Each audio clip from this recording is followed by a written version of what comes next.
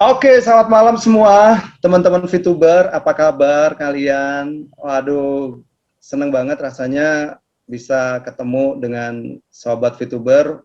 Walaupun kita cuma hanya lewat Zoom dan malam hari ini kita lagi mau ngajak ngobrol-ngobrol santai ya. Dan spesial kita undang salah satu diamond kita yaitu Bro Semi Lianto. Tepuk tangan dong guys buat Bro Semi Lianto. Alam. Guys. Gila guys, bro. Luar biasa. Pasukannya berapa? Ada berapa bro pasukannya bro? Dari 5 minutes hampir 200.000 orangnya. Wow, dahsyat. Orang bro. Gila. Itu baru satu grup ya, 200.000 bro, satu grup doang. Dari satu grup doang 200.000 ya. Gila itu, waduh, ini kalau tidak mempunyai skill manajemen yang kuat mah bisa gila. Enggak lah, kita juga belajar lah, sama-sama lah. Sama-sama kita juga belajar kan.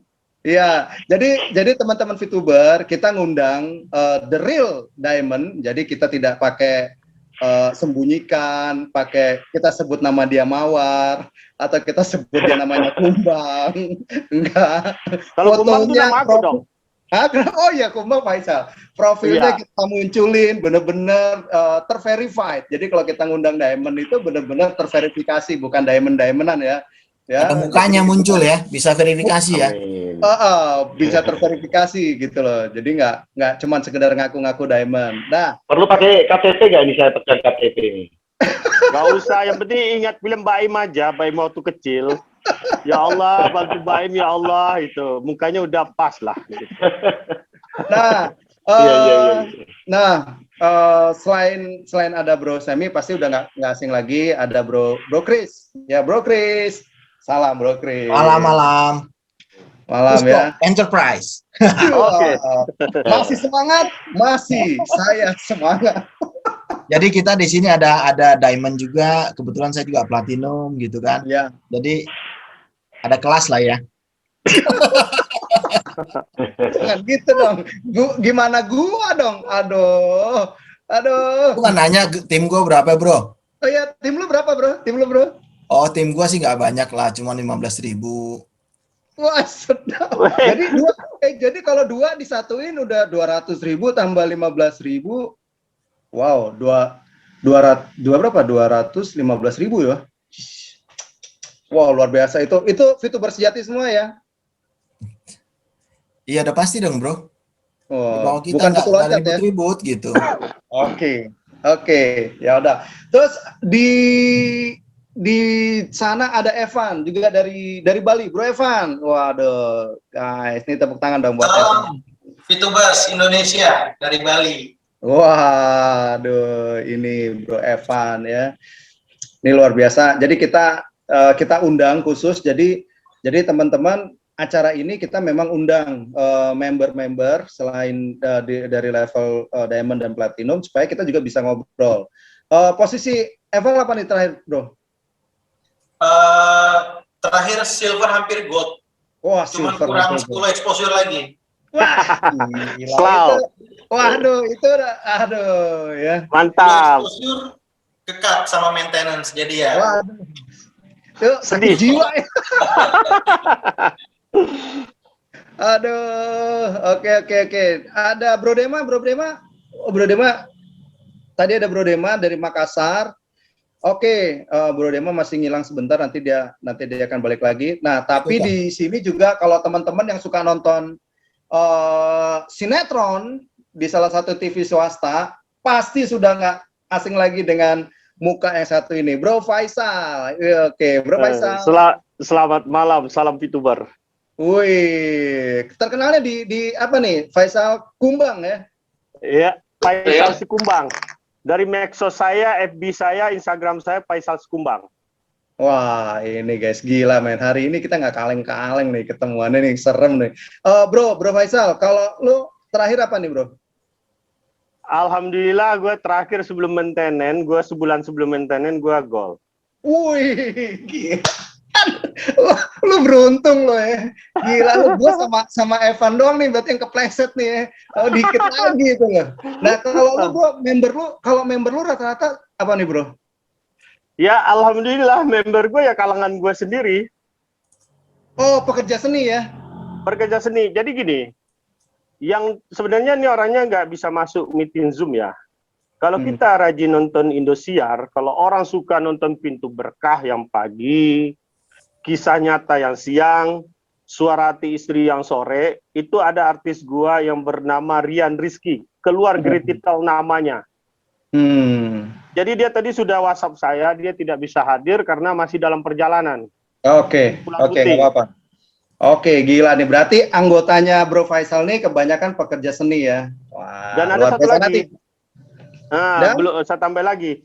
Ada satu lagi sutradara.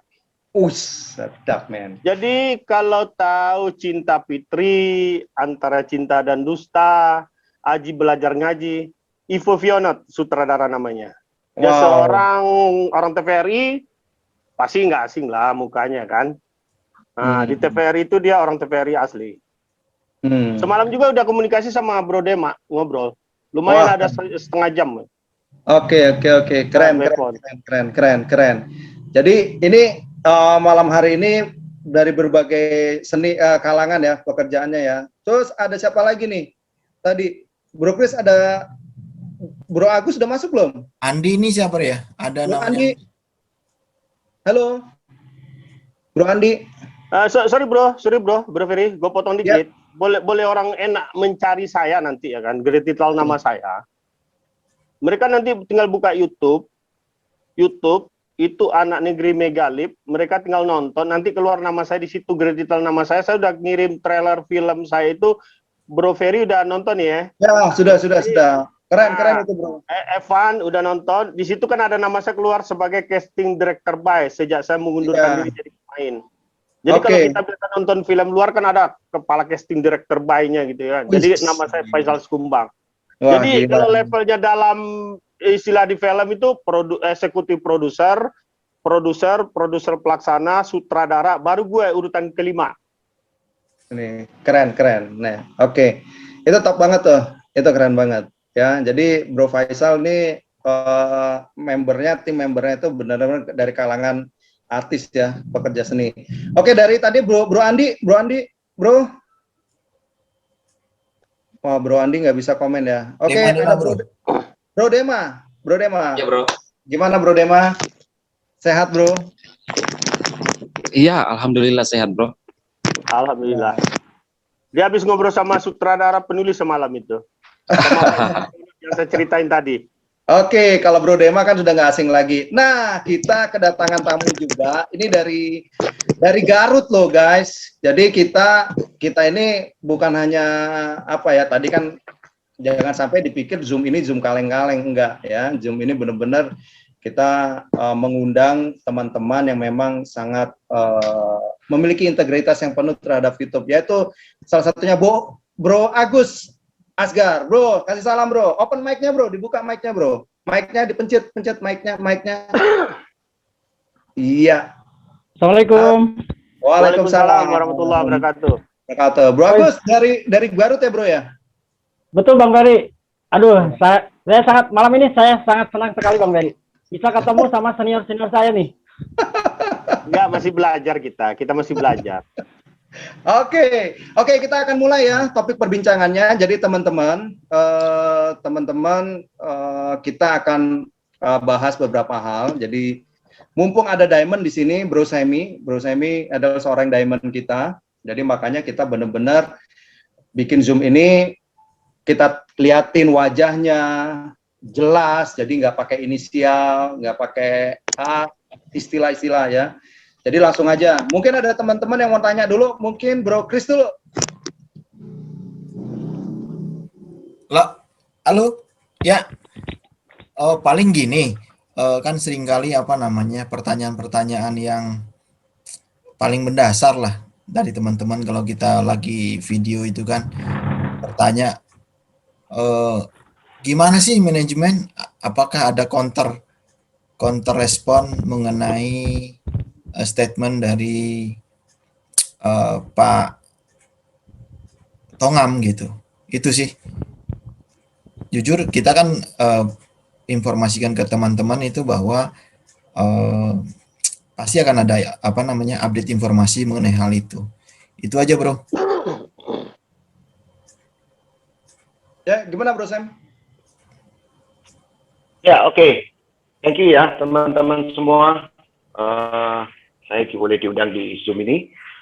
Ini para senior-senior VTuber ini ya yang ada di Indonesia, memberikan dukungan kepada VTube dan juga V+ ya. Otomatis acara seperti ini semoga bisa memberikan pencerahan untuk teman-teman sekalian sebagai member maupun orang-orang yang mau baru kenal dengan VTube ataupun mereka-mereka yang mungkin sudah berpindah hati ya, atau orang bilang menjadi apa itu berubah atau udah nggak nafsu lagi ya sama VTube.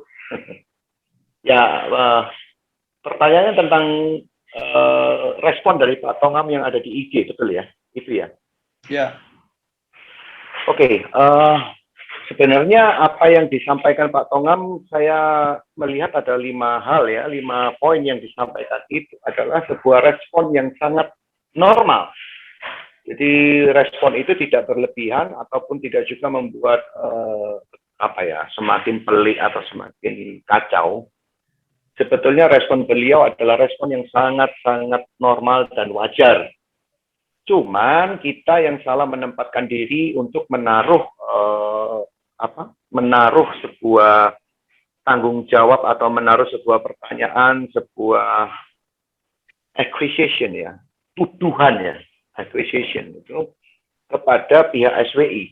Padahal sebetulnya pihak SWI tidak memiliki nggak memiliki sebuah tanggung jawab yang besar atau tanggung jawab untuk menjawab apa yang ditanyakan, yaitu kapan VTube on, ya, bagaimana sistem atau bagaimana proses dari legalitas yang selama ini diurus oleh manajemen. Jadi kalau saya sering sampaikan sama teman-teman yang di 5 Minutes juga di tim kami, saya umpamakan tuh seperti kayak kita nih mahasiswa, ya.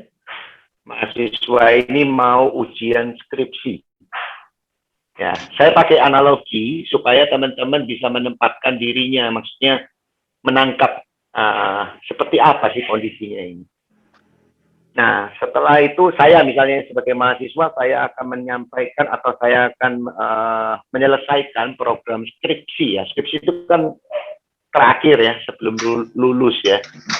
Nah, di dalam skripsi prosesnya itu kan ada, kita bikin materi dan segala macam, terus kita ada yang namanya proses bimbingan ya. Kita harus punya dosen pembimbingnya, 1, dosen pembimbing 2, dosen pembimbing 3, dan setiap dosen pembimbing tentunya kita harus mendapatkan ACC atau persetujuan dari setiap materi yang kita ajukan. Setelah kita memproses dosen pembimbing itu, setelah melewati proses itu baru kita maju ke dalam sidang skripsi atau ujian skripsi ya.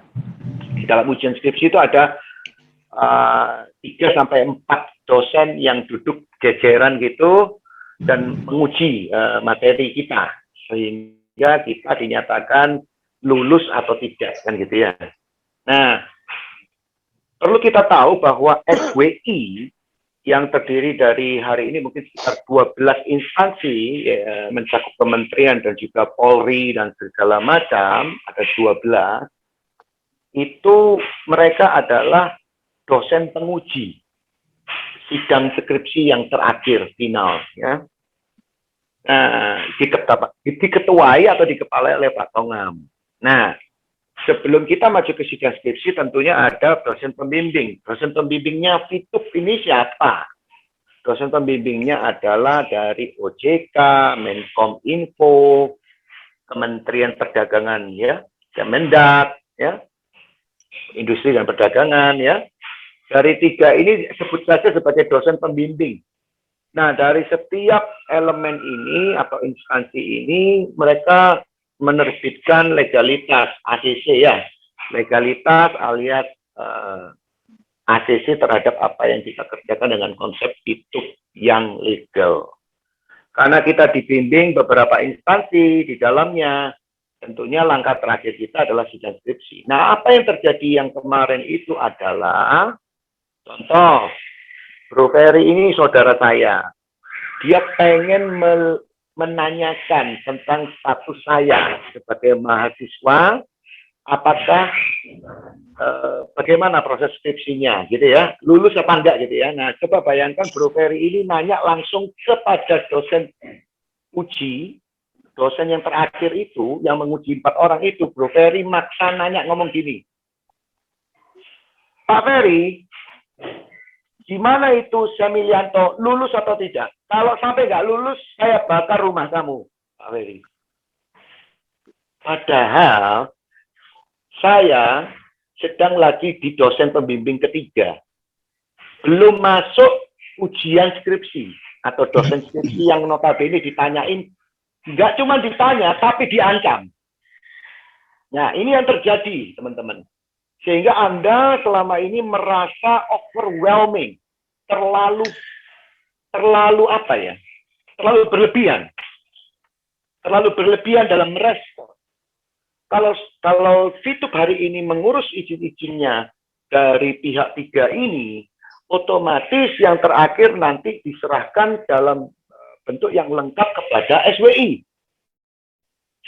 Nah, kalau sebelum kita menyerahkan itu ke SWI, terus ada pihak yang menanyakan dan menyerang Pak Tongam, ya pantas Pak Tongam menjawab dengan gaya bicara seperti itu. Betul ya? Masuk akal ini ya omongannya ya. Nah, sekarang kita nyambung ya sekarang ya. Berarti Fitup ini ngurus izin sampai mana? Izin yang terakhir, yaitu PMSE, yang dipegang oleh Kementerian Perdagangan dan Perindustrian. Di mana ini yang terurus dan kemudian akan lanjut ke sidang skripsi, yaitu SWI. Dalam waktu yang sangat dekat, maka Fitup dinyatakan lulus ya atau tidak. Ya, kita nggak boleh terlalu jengah ya. Jengah itu terlalu naif. Kita menyerahkan memang ke pihak SWI, tapi SWI sudah ngasih bocoran kan? Seumpama kalau ujian itu dikasih bocoran soal, 6 soal yang harus dikerjakan, yang ditanyakan. Dan 6 soal ini sudah disiapkan, dikerjakan, semua materinya sudah siap. Ya. Nah, sekarang posisinya seperti itu, banyak teman-teman dari para komunitas, dari para apapun ya, kelompok yang salah menempatkan dirinya untuk menyerang SWI. Seperti tadi saya bilang, ujian skripsi, bahan materinya itu belum diserahkan, belum dilaporkan, tetapi ada orang yang menyerang menuntut untuk supaya Fitup ini lolos, Fitup ini lulus. Nah, apa yang mau dikatakan? Ya pasti Pak Tongam bicara, ya silahkan Anda kontak yang bersangkutan. Kontak manajemennya dong, jangan tanya saya. Kan seperti itu. Nah inilah, carut-marutnya beberapa orang komunitas yang mungkin merasa tidak sabar dengan proses, merasa dirinya mungkin ingin menjadi pahlawan, kepengen membantu dalam proses-proses perizinan dan segala macam, padahal sesungguhnya sudah ada koridor, sudah ada step by step yang sudah dilakukan oleh manajemen. Dan itu nyata dilaporkan di dalam bentuk laporan kepada My Future Business Co. Saya rasa teman-teman sudah tahu semua bahwa mereka sudah mengurus perizinan sampai tahap apa. Ya, jadi jangan menyalahkan SWI. Jangan menyerang SWI, karena Satgas Waspada Investasi ini adalah sebuah super body ya. Kalau saya boleh samakan seperti kayak KPK lah, kayak gitu ya. Tapi memang beda, ranahnya beda. Jadi dari 12 kementerian, didukung dengan Polri, di dalamnya dan segala macam, ini menjadi sebuah super body yang sangat-sangat menurut saya membantu sekali untuk mengamankan Indonesia dari serangan para scammer internasional yang biasanya mereka berkedok sebagai money game. berkedok sebagai ya itulah investasi bodong. Dan selalu masyarakat Indonesia menjadi korban. Karena apa? Education system kita kurang bagus, ya semuanya dan segala macam membuat mereka akhirnya menerobos masuk, ya. Diam-diam dia mulai bikin itu, menarik para member, user, kemudian mereka taruh uangnya, mereka store itu uangnya ke luar negeri, dan kemudian bablas angin nih, ya, bablas. Nah, itulah konsep-konsep money game yang selama ini dijaga oleh SWI juga, ya.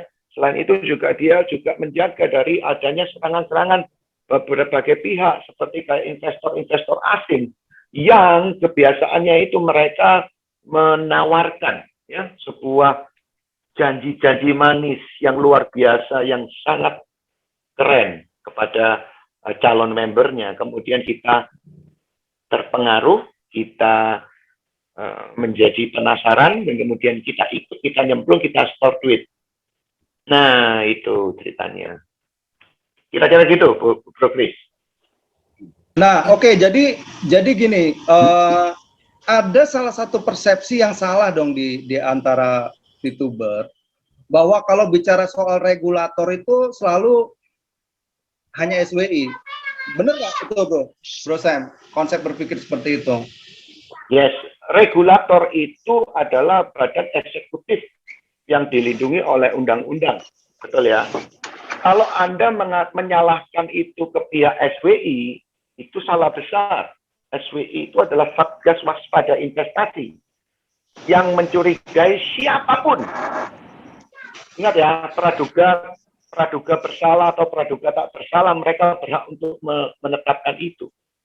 Mereka berhak memperingatkan kita, hati-hati loh ya, ini barang. Ya, siapkan itu ilegal. Jadi kalau sampai kamu masuk ke situ dan akhirnya terjadi resiko, ya, kan saya sudah peringatkan. Ya, nah di dalam itu ada beberapa kementerian yang terkait. Otomatis begini, kalau orang yang punya nasib, orang yang punya maksud ya, orang yang punya maksud baik, otomatis dia mau tunduk dengan aturan main dong, yang diterapkan oleh Satgas. Nah, aturan main itu kan diurusnya di dalam kementerian yang ada di dalam Satgas. Dia tidak menyuruh masuk ke Kementerian Luar Negeri, Sekretaris Negara, kan enggak. Kan enggak ada urusan. Misalnya Menteri Perumahan Rakyat, kan enggak mungkin. Di dalam Satgas Waspada ada BI, ada OJK, ada Polri, ada Kemendak, ada Kementerian Perdagangan Perindustrian, ada Kemenkominfo, dan ini adalah bagian dari proses untuk apa itu namanya? Kalau kita bilang itu screening ya, screening proses. Artinya kalau perusahaan ini niat, bukan scam, mereka pasti tunduk dengan apa yang ditentukan. Kamu butuh legalitas A, B, C, D, E, F, kan begitu. Tapi kalau perusahaan itu memang perusahaan scam, sudah dari awal mereka nggak akan niat melakukan pengurusan izin. Kalau kita mengurus izin, teman-teman semua pada tahu ya, kalau kita mengurus izin, nanti kita nih harus buka baju. Betul ya? Buka baju dong, sampai laporan keuangan, sampai laporan rugi laba, sampai laporan perpajakan, laporan semua itu semua ada. Dan saya mau kasih tahu teman-teman, V+ dan VTube yang baru ini, mereka sudah memperhitungkan termasuk pajak penghasilan PPH di dalam elemen yang ada di dalam penghasilan yang didapatkan dari V+ maupun VTube. Bagaimana mungkin perusahaan scam ngurus pajak, gitu loh.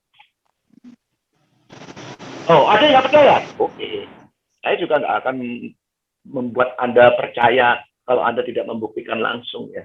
Silakan diuji. Kalau kita tidak ada pajak, kita tidak mungkin ada keluar NIB dengan OSS system yang pernah dibahas oleh Bro Dema ya di dalam salah satu materinya di YouTube saya pernah dengar. NIB ya, seperti kayak tanda daftar perusahaan yang tercatat di dalam Departemen atau Menteri Keuangan, Menkeu, dan Menteri Kehakiman. Paham ya teman-teman ya. Jadi Kalau kita hanya meributkan apakah manajemen ini mengurus izin atau tidak, atau secara serius atau tidak, mari kita lihat bagaimana kelengkapan dari izin-izin yang berlapis tersebut.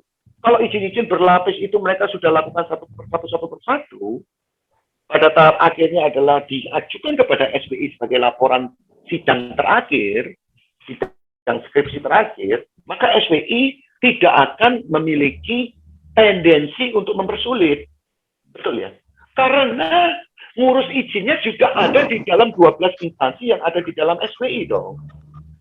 Kan tidak mungkin kalau dia itu mengatakan, kamu ngurus dulu ya KTP di luar, misalnya kita mengurus KTP. Syaratnya apa? Saya punya KTP. Oh ya udah, ngurusnya di kelurahan situ ya.